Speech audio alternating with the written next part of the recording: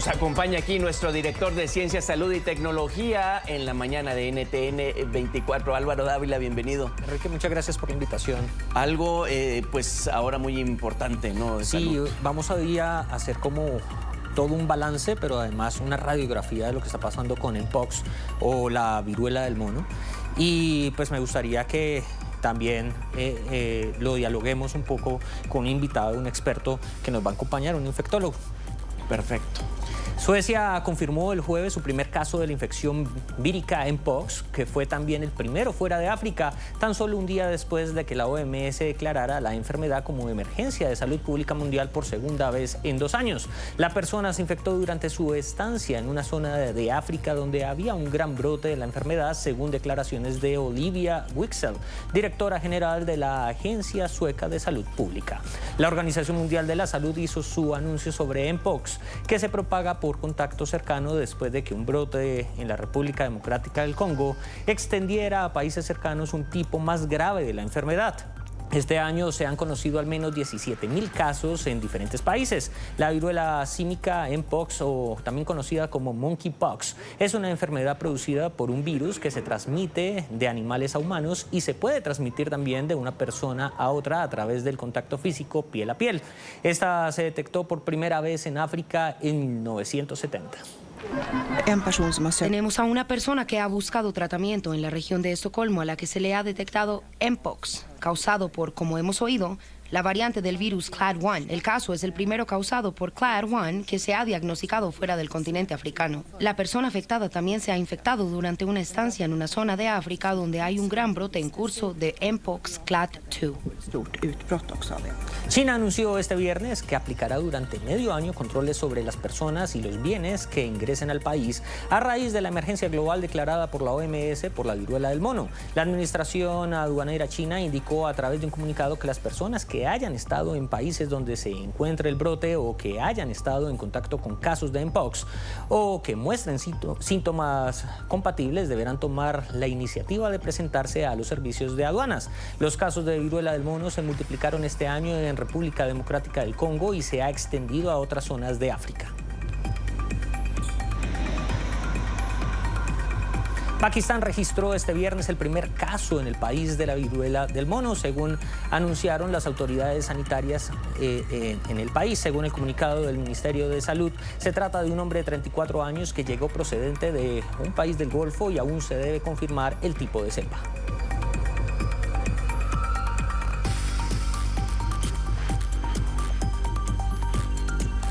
Los Centros para el Control y la Prevención de Enfermedades de África declararon el brote como una emergencia de salud pública de seguridad continental después de haber registrado 15.000 casos y 461 muertes por este virus solo en 2024, lo que supone un aumento del 160% en los diagnósticos y un 19% en los fallecimientos con respecto al mismo periodo del año anterior. Si bien el gran volumen de los casos de Mpox se producen en la República Democrática del Congo, la enfermedad se ha propagado mucho por distintos países vecinos como Uganda, Kenia, Ruanda y Burundi, entre otros. Se han detectado en circulación 2 cepas principales del virus. El clado 1 es endémico en África Central, mientras el clado 1b es el nuevo tipo de virus más agresivo causante del brote actual. Álvaro, los síntomas incluyen dolor de cabeza, inflamación de los ganglios linfáticos, dolores musculares, fiebre, dolor de garganta, dolor de espalda y erupción o lesiones cutáneas. La erupción suele concentrarse en la cara, las palmas de las manos y las plantas de los pies, aunque también puede aparecer en la boca, los genitales y los ojos. Los síntomas suelen durar entre 2 y 4 semanas y desaparecen por sí solos sin tratamiento, según la OPS. Según los CDC, la viruela del mono se puede propagar por el contacto cercano o íntimo. La organización hace énfasis en algunos casos puntuales que son cara a cara al hablar o respirar, piel con piel al tocarse o mantener relaciones sexuales, boca a boca al besarse por gotículas respiratorias o aerosoles de corto alcance. ¿Cómo se propaga la viruela del mono? Al tocar la ropa, sábanas o toallas de una persona infectada, al tocar las ampollas o costras en la piel infectada, por tos o estornudos de una persona infectada, contacto directo con fluidos corporales como en relaciones sexuales.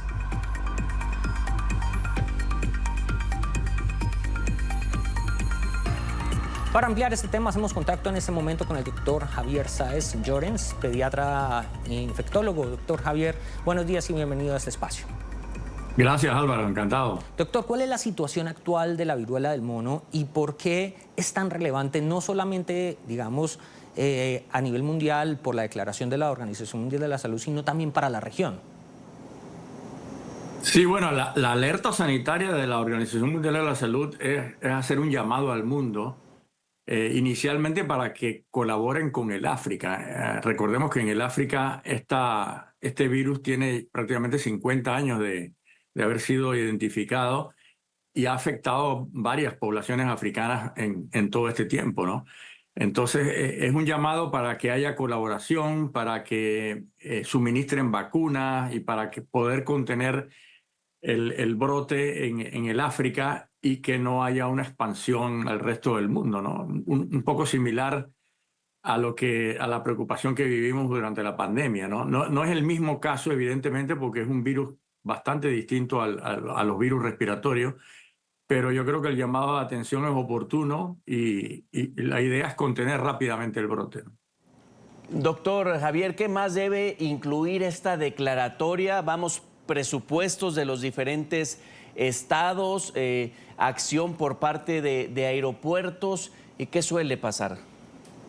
No, por ahora no hay una indicación precisa sobre controles en aeropuertos. Yo entiendo que, por ejemplo, China ya ha adoptado algunos controles en los aeropuertos y algunos otros países, pero es muy difícil realmente contener los virus a nivel de los aeropuertos, ¿no? Hay que recordar que, por ejemplo, después de la infección del contagio del virus, pasan unos 5 o 12 días en que la persona es completamente asintomática, no tiene ningún síntoma. Entonces, puede portar el virus, pero no hay forma de detectarlo, ¿no? Y ya después, entonces, empieza inicialmente con algunos síntomas muy comunes a otros virus respiratorios y posteriormente, entonces, aparecen ya las lesiones cutáneas típicas, ¿no? Entonces, en la fase inicial, independientemente de lo que hagamos en los aeropuertos, es muy difícil identificar a una persona que porte el virus, ¿no? Ahora, lógicamente, en China están dando prioridad a todos los viajeros que visitan las áreas ahora mismo consideradas de riesgo, que son básicamente alrededor de la República del Congo, ¿no? Como unos 15 países por ahí. Doctor, tenemos dos cepas que se conocían, pero tenemos además una variante. ¿Cuál es la diferencia entre las tres y por qué esta nueva variante es, digamos, tan peligrosa? Bueno, sí, hay dos. La clasificación es en base a clados, o clade en inglés, ¿no? Que uno pudiera decir que son cepas, ¿no? La palabra en español quizás más apropiada. Pero también hay la palabra clado que existe muy bien en medicina, ¿no? Entonces son dos cepas distintas, la 2 y la 1. La 2 tiende a ser mucho menos agresiva, menos transmisible, la letalidad es bastante baja. De hecho, desde el 2022, nosotros casi en todos los países hemos tenido mpox producida por la variante 2 y que básicamente se diseminaba entre población de hombres que tenían sexo con hombres. Es una condición de riesgo de tipo sexual como muy claramente delimitada, ¿no? El problema es que el brote actual en el África está causado por el clado 1, que tiene el 1A y el 1B, y el 1B sobre todo se ha determinado que es mucho más transmisible y el brote en África, por ejemplo, ya tiene más de 15.000 personas afectadas y casi el 70% son niños, con un 3 a 4% de letalidad, lo cual es realmente importante, ¿no?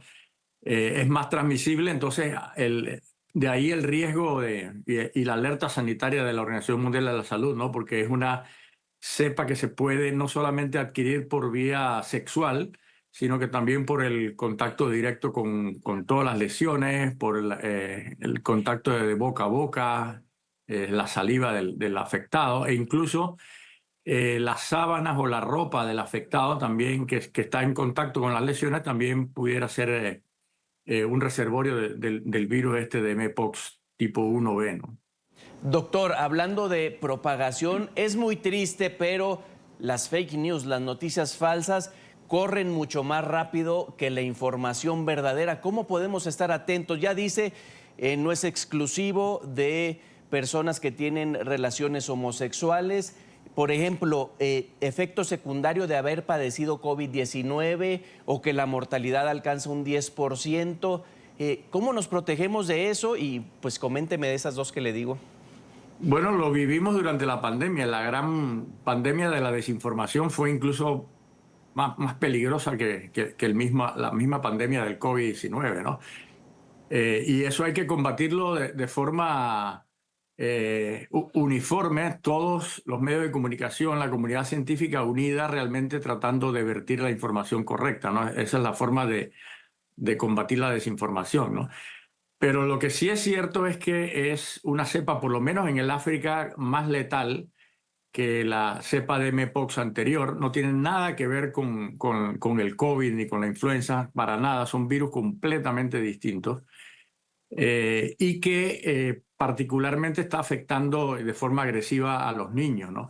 Ahora, por ejemplo, se piensa que si se expande a otros países, por ejemplo, ahora ya hay un caso en Suecia, otro caso en Pakistán, la letalidad probablemente tiende a ser más baja fuera del África, ¿no? Por las condiciones precisamente socioeconómicas y de pobreza y de falta de acceso a la atención médica que hay en muchos países africanos.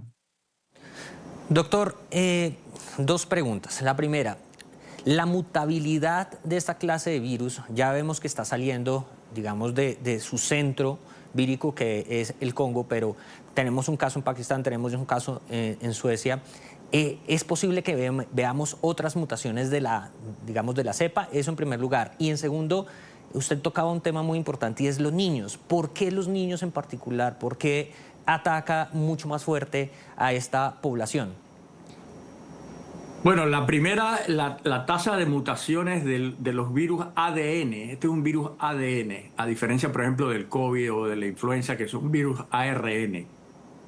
Los virus ADN tienen mecanismos de corrección de mutaciones, entonces es muy poco probable que haya una tasa de mutaciones importantes que haga que la cepa se convierta en un peligro de salud pública, por lo menos por ahora, ¿no? Necesitaría quizás mucho tiempo de evolución para que eso se produzca, ¿no? Así que yo veo poco probable que este virus realmente sea un peligro en la salud pública mundial, ¿no? Y es muy probable que se pueda contener más rápidamente, ¿no? La agresividad en niños realmente no se tiene todavía mucha información de por qué es más agresiva en niños, pero los niños se están contagiando básicamente en el hogar, ¿no? Por el contacto directo con un paciente que esté afectado, ¿no? Con algún familiar afectado, ¿no? Contacto directo de piel a piel a través de los besos, a través de la ropa del afectado. Entonces, por ahí se están dando los casos en niños, ¿no? Pero es muy poco probable realmente que la diseminación o la expansión a otros países fuera del África sea realmente un problema de salud pública, por lo menos en las condiciones actuales y conociendo un poco las características del propio virus, ¿no? Doctor, se nos acaba el tiempo, pero coincidimos, Álvaro y yo. ¿Vacunas hay una específica o alguna otra le funciona? Sí, hay dos vacunas que se han probado no solamente contra la viruela humana, por allá por los años 70, sino que también se han probado incluso con el clado 2 del mpox, ¿no? Hay dos vacunas, una que se llama ACAM 2000 y una más reciente que se llama Jynneos, que es muy potente, muy segura, y que son 2 dosis que se administran de forma subcutánea, ¿no? Estas vacunas realmente deberían proteger también, por la similitud de los clados, deberían proteger también contra esta variante del mpox. En pantalla el doctor Javier Sáenz Llorens, pediatra infectólogo. Doctor, muchas gracias por compartir estos minutos con nosotros. Un abrazo. Un abrazo muy grande. La Organización Mundial de la Salud hace un llamado a los cuidados y la prevención. La institución recomienda permanecer en casa y, a ser posible, en su propia habitación, lavarse las manos a menudo con agua y jabón o desinfectante, llevar mascarilla y cubrirse las lesiones en presencia de otras personas, mantener la piel seca y descubierta excepto en presencia de otros, evitar tocar objetos en espacios compartidos, enjuagarse con agua salada si tienen lesiones en la boca.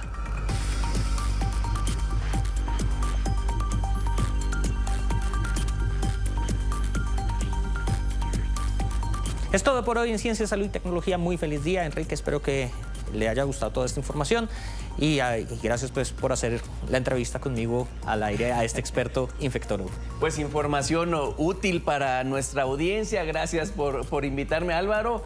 Avanzamos. Claro que sí.